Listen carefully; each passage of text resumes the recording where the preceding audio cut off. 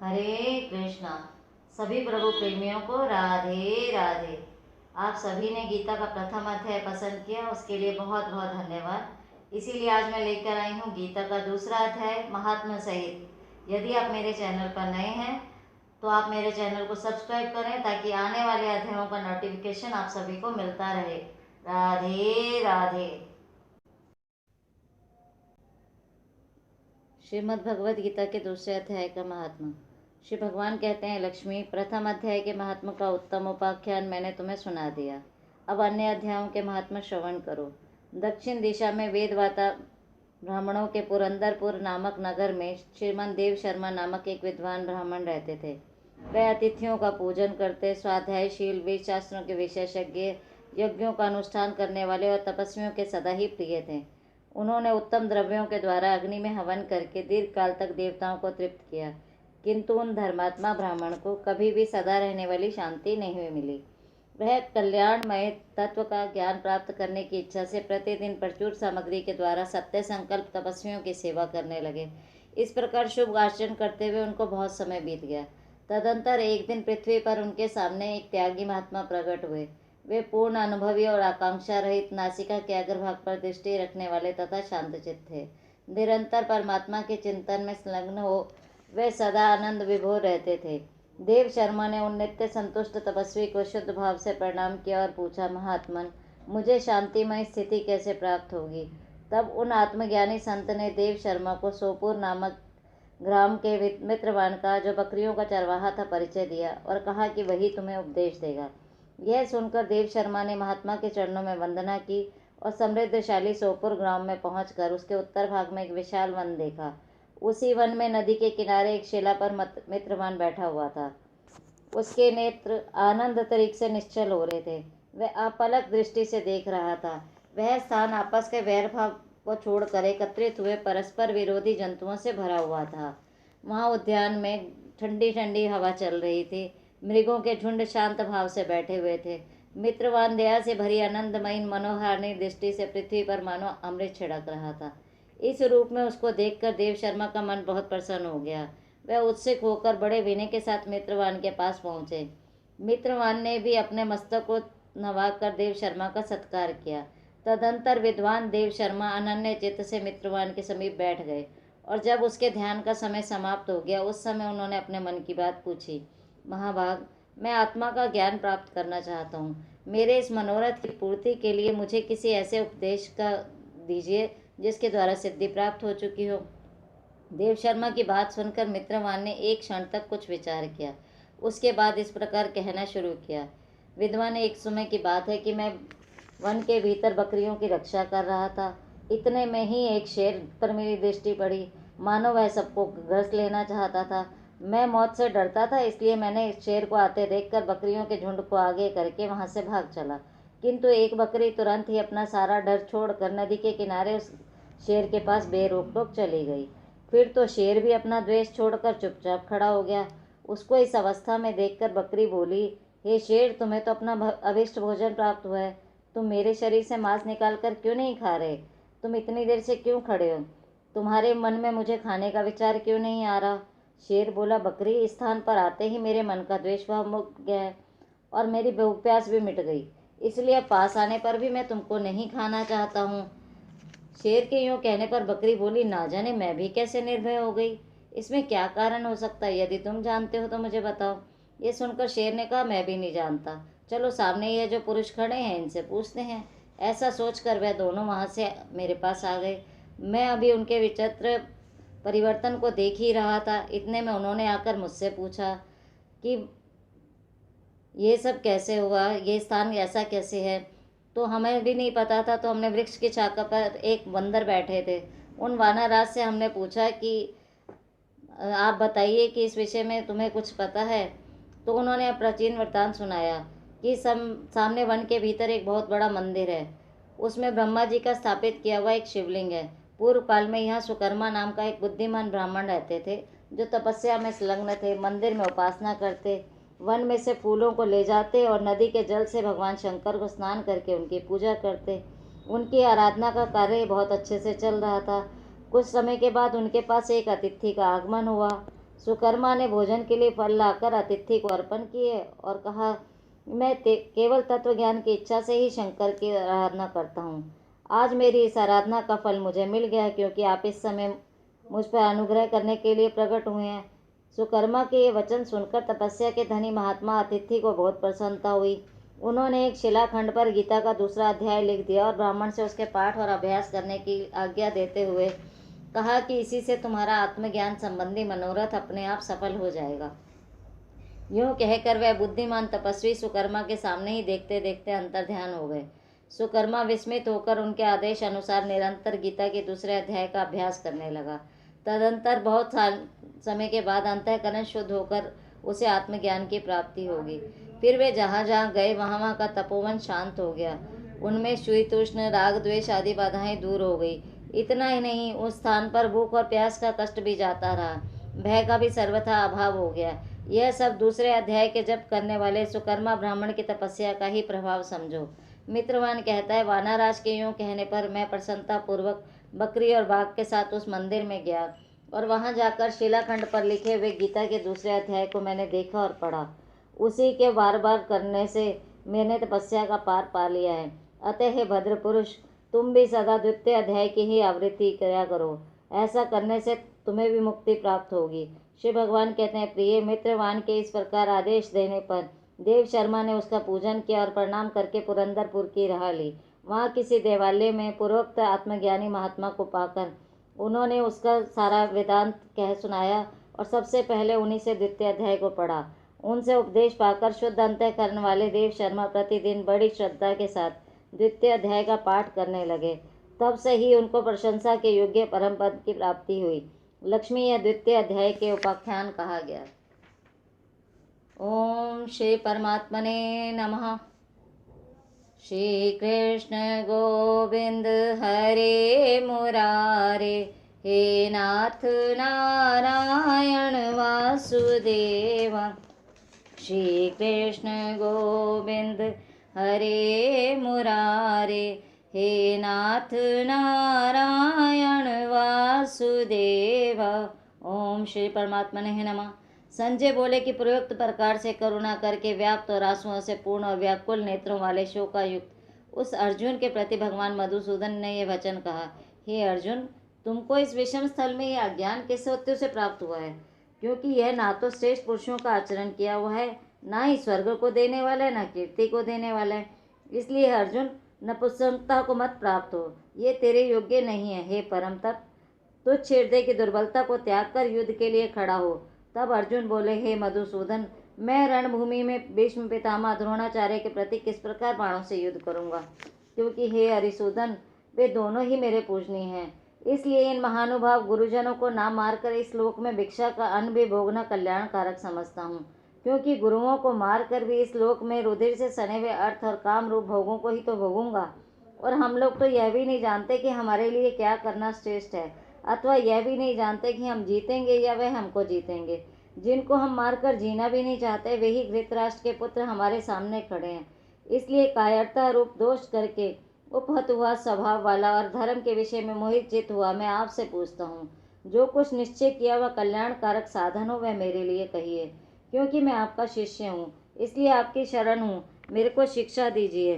क्योंकि भूमि में निष्कंटक धन धान्य संपन्न राज्य को और देवताओं के स्वामी पने को प्राप्त होकर भी मैं उस उपाय को नहीं देखता जो कि मेरी इंद्रियों के सुखाने वाले शोक को दूर कर सके।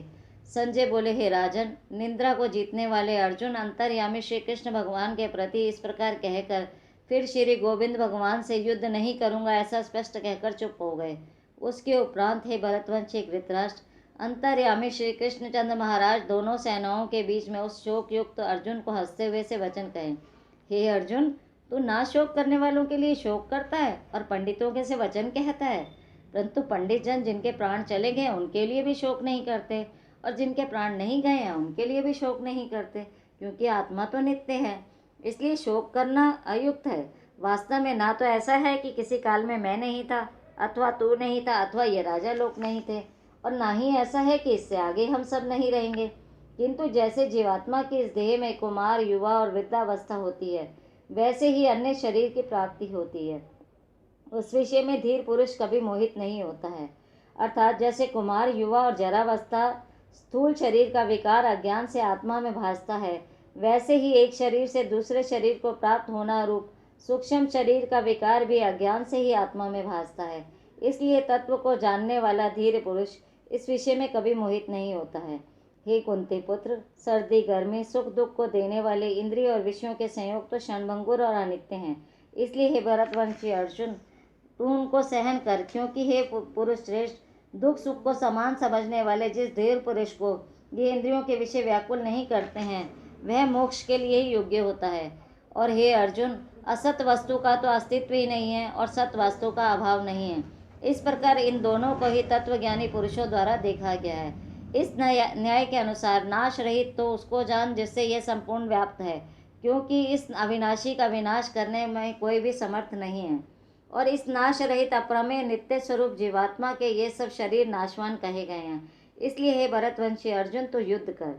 जो इस आत्मा को मारने वाला समझता है तो और जो इसको मरा हुआ जानता है, वे दोनों ही नहीं जानते, क्योंकि यह आत्मा ना तो मारता है ना मारा जाता है। यह आत्मा किसी काल में भी ना जन्म लेता है ना मरता है, ना यह आत्मा होकर फिर होने वाला है, क्योंकि यह अजन्मा नित्य शाश्वत और पुरातन है। शरीर के नाश होने पर भी वह नाश नहीं होता। हे प्रथापुत्र अर्जुन, जो पुरुष इस आत्मा को नाश रहित नित्य अजन्मा अव्यय जानता है, वह पुरुष कैसे किसको मरवाता है और कैसे किसको मारता है। और यदि तू कहे कि मैं तो शरीरों के वियोग का शोक करता हूँ, तो ये भी उचित नहीं है, क्योंकि जैसे मनुष्य पुराने वस्त्रों को त्याग कर नए वस्त्र धारण करता है, वैसे ही जीवात्मा अपने पुराने शरीर को त्याग कर नए शरीरों को प्राप्त होता है।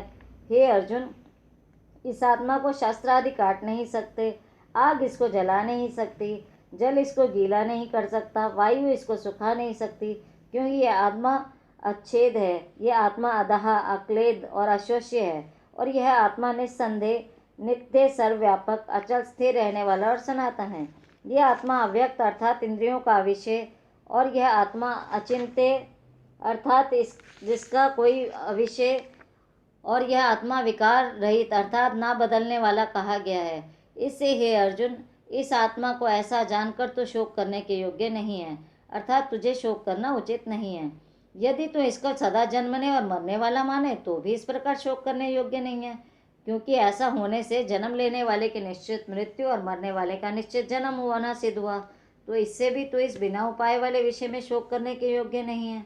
यह भीष्मादिकों के शरीर मायामय होने से अनित्य हैं, इससे शरीरों के लिए भी शोक करना उचित नहीं है, क्योंकि हे अर्जुन, संपूर्ण प्राणी जन्म से पहले बिना शरीर वाले, मरने के बाद भी बिना शरीर वाले ही हैं, केवल बीच में ही शरीर वाले प्रतीत होते हैं। फिर उस विषय में क्या चिंता है।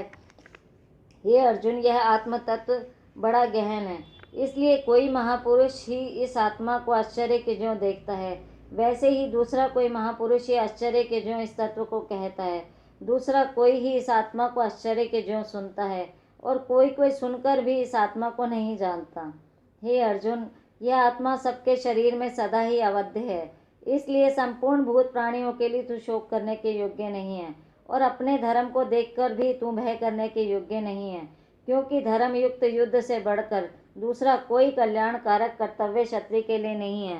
हे पार्थ, अपने आप प्राप्त हुए खुले हुए स्वर्ग के द्वार रूप इस प्रकार के युद्ध को भाग्यवान क्षत्रिय लोग ही पाते हैं। और यदि तू इस धर्म युक्त संग्राम को नहीं करेगा तो स्वधर्म को और कीर्ति को खोकर पाप को ही प्राप्त होगा।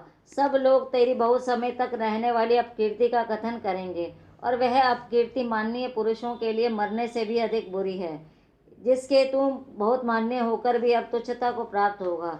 वह महारथी लोग जो तुझे भय के कारण युद्ध से उपराम हुआ मानेंगे, और तेरे वैरी लोग तेरे सामर्थ्य की निंदा करते हुए बहुत से ना कहने वाले वचनों को कहेंगे। फिर उससे अधिक दुख क्या होगा।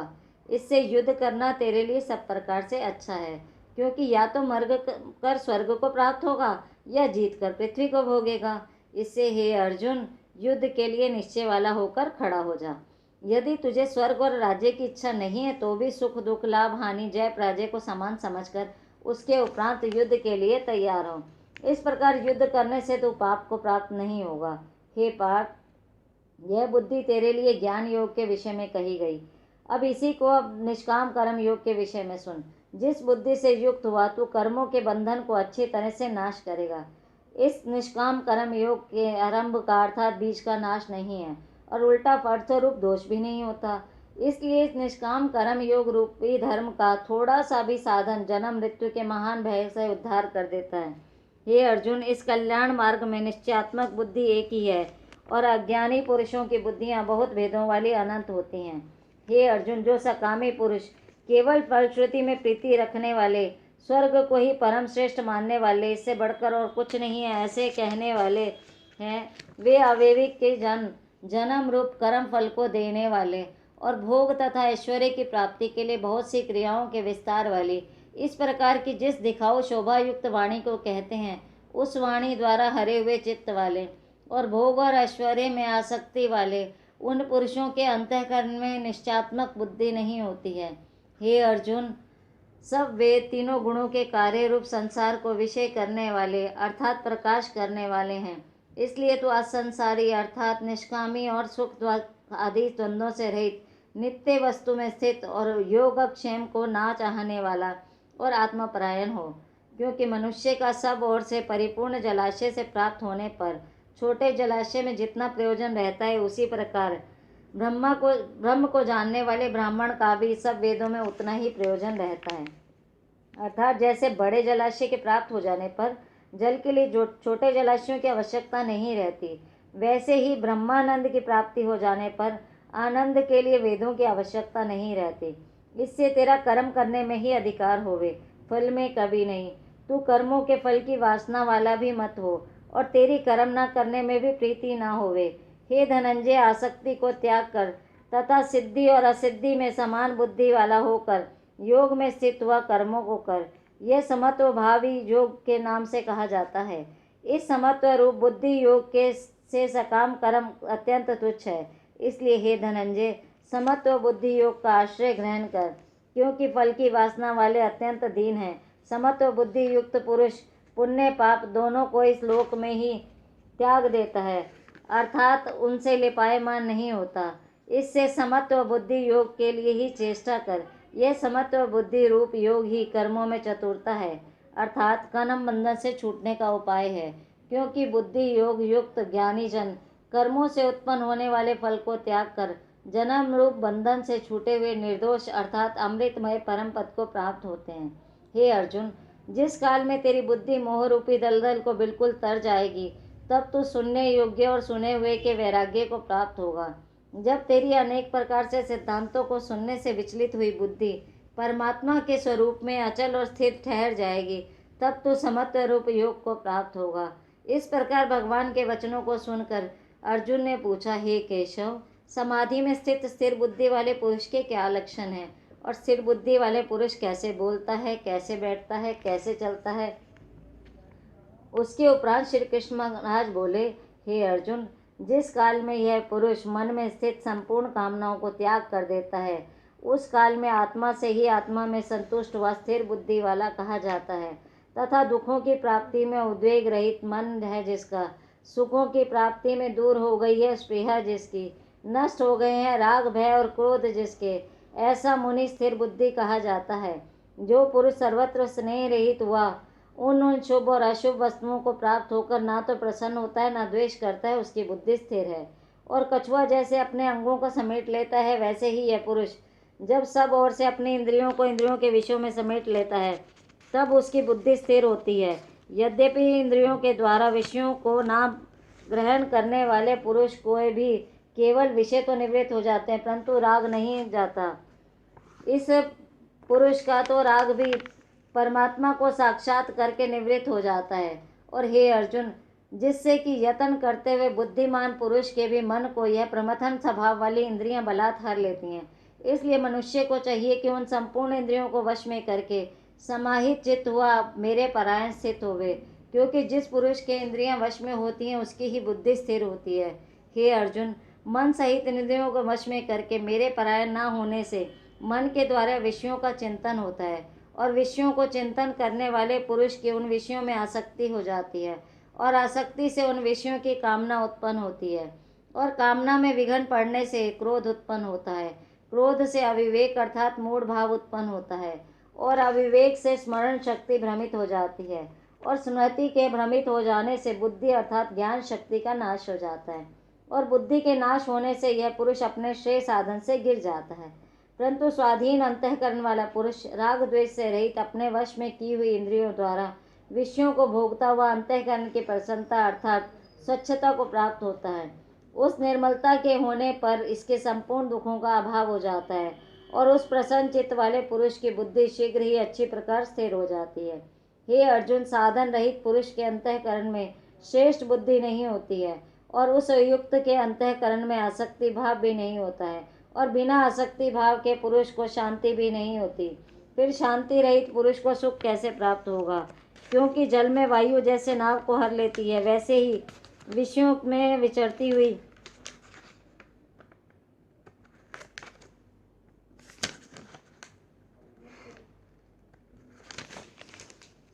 इंद्रियों के बीच में जिस इंद्रिय के साथ मन रहता है, वह एक ही इंद्रिय इस अयुक्त पुरुष की बुद्धि का हरण कर लेती है। इससे हे महाभावों, जिस पुरुष की इंद्रियां सब प्रकार इंद्रियों के विषय से वश में हुई है, उसकी बुद्धि स्थिर होती है। और हे अर्जुन, संपूर्ण भूत प्राणियों के लिए जो रात्रि है, उस नित्य शुद्ध बोध स्वरूप परमानंद में भगवत को प्राप्त हुए योगी पुरुष जागता है।